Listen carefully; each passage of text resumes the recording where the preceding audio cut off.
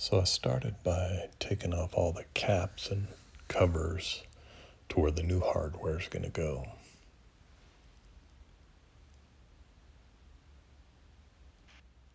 Then I'll remove this handle here with a 3mm Allen wrench.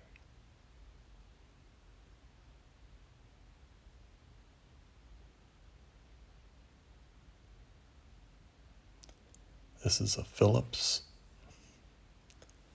Transfer it over to the other side. And put the handle back on. Tighten it down with an Allen wrench.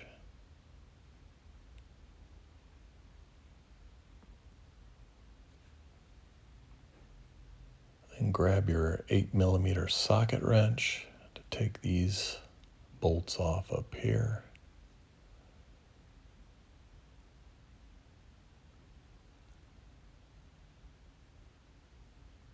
The top hinge will just pull out.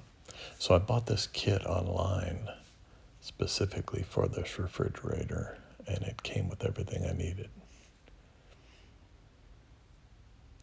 We're going to pop these little caps off here so I can put the new bottom hinge on that side. We'll take this one off with a 4mm Allen wrench.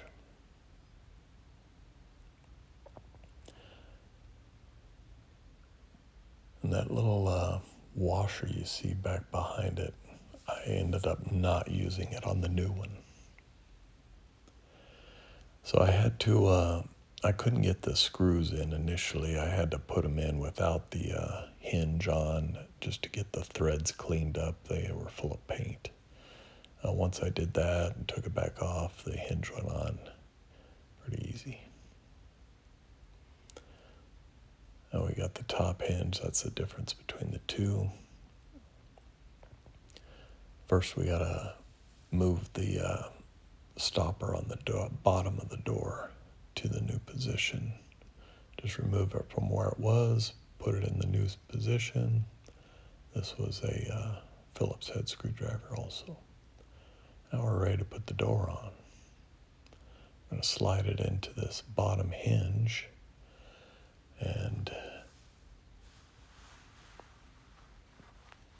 insert the top hinge in.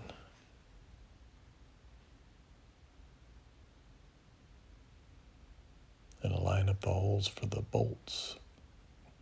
Reuse the same bolts from the other side. First one went in pretty easy.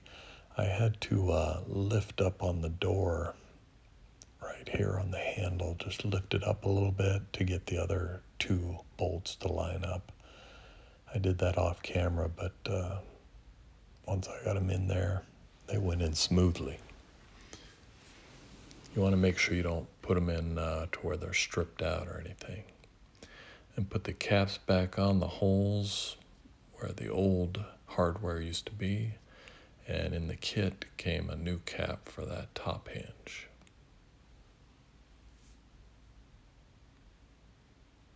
Pop it on.